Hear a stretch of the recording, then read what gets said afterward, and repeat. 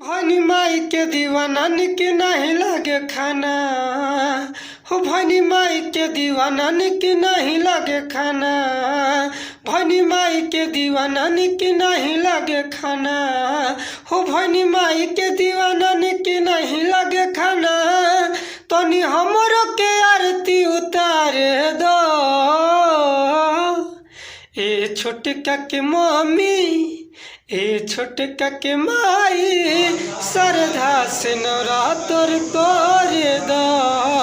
ए छोटका के माई श्रद्धा से नवरात्र कर दो।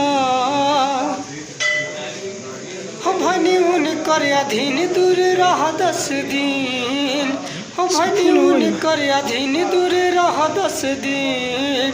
हो भनी उनकर अधीन दूर रह 10 दिन। हो भनी उनकर अधीन दूर रह 10 दिन। तनी अखिया में मोती भर दो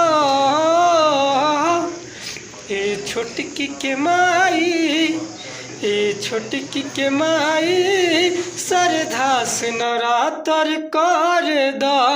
ये छोटकी के माई श्रद्धा से नवरात्र कर दो।